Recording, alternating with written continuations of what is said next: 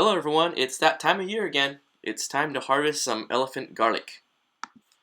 As the name suggests, elephant garlic are pretty big plants, and the only place I really have for them is out in the front yard. And I incorporated it into the landscape. So here are some pictures of them there, and see if you can spot them. These pictures are from March when the plants were nice and green. It's June now, and they've yellowed up, and not only that, the scapes have formed, and there are florets on the garlic. But now it's time to pull them out, and I had been wanting to pull them out earlier, but I was trying to find some time in the day when the lighting was better, and been waiting and waiting, but I'm just going to pull them out now. So I apologize for the lighting, and I gotta get them out pretty quickly. So I wish I had better angles and tighter shots for you. But here they are. They pull out pretty easily. I just tested a couple to make sure that I can pull them out by hand, rather than use a spade fork to dig them out. You kind of want to be careful when you're pulling garlic that they can be pulled out. Otherwise, you end up ripping off the tops off the garlic, and you don't want to do that right now. So I'm just going to go and pull all the garlic that I have out here. And in this area, I have some of the garlic that are smaller that were grown from the bulbils, and I'll get into that later. So I'm just going to pull them out, I guess.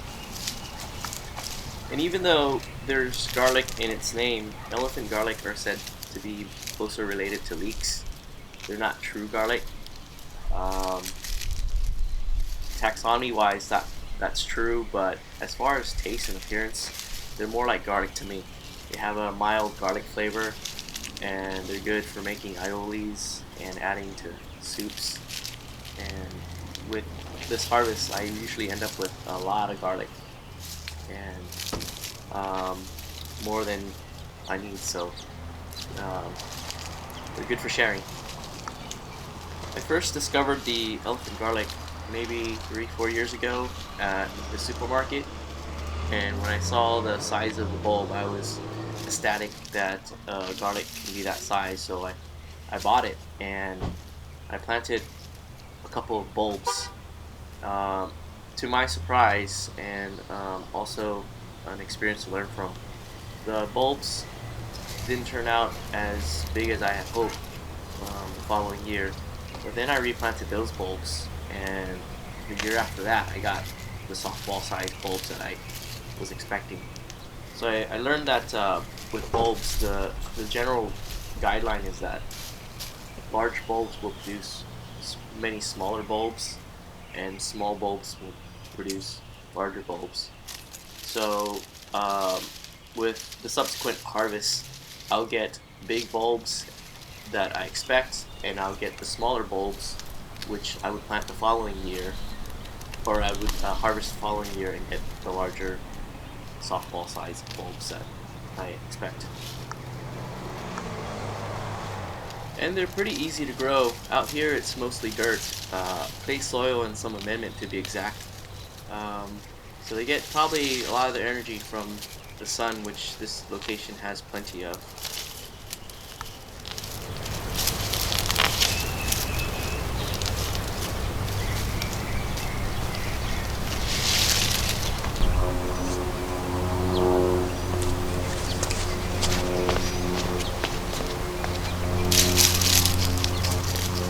And here are the 2015 elephant garlic harvest. They've been sorted out. These are the biggest ones I've gotten, and I've gotten bigger ones in previous years. And we got some medium-sized ones or smaller ones.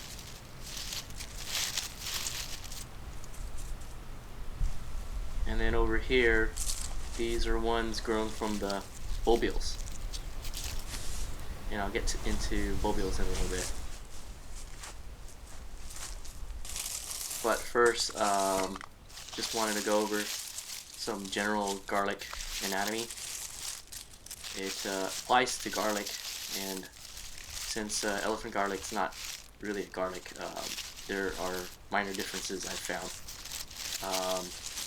So first, bulbils sometimes appear on the floret of a garlic, and along with the seed. So they may look like this on a garlic plant, but on an elephant garlic, they're found with the bulb. So here are a couple, and the bulbils are kind of like seed, I guess, or even bulbs, as they suggest, or the name suggests. So somewhere in between, and they have this really hard shell and this really pointy, sharp tip, and it's not fun to step on it barefoot. And once again, these were grown from the bulbils, and there are quite a few collected every year, and I hate to waste them, so I just stuck them in the ground, and was also surprised to find that the bulbils grew into garlic, which also produce more bulbils. And I'm guessing it'll take probably 3 years for those guys to turn into big softball size. And also, in my haste to pull out the garlic, I pulled out this onion. And this onion was grown from a large onion that I didn't get a chance to use, and it started sprouting, and there are not seeds on it. And I also want to show why people generally take the scapes of the garlic off. And the reason for that is because when the scapes are allowed to grow, like I allowed them to grow, it diverts the bulb into the scape. So you'll end up with smaller bulbs, or in this case, no bulbs at all. This one produced one nice big floret that's very symmetrical, and then it started to shoot out another scape. So it spent all its energy towards flowering, and these guys here, the florets are not as symmetric or big or tall. So that's one of the reasons why the scapes are removed off garlic if they show. So the other reason I let the scapes grow and turn into florets is I like the flower. So it's out front. It's got a ornamental factor, and also I'm not too worried about yield. I got a lot of garlic, so I let them grow.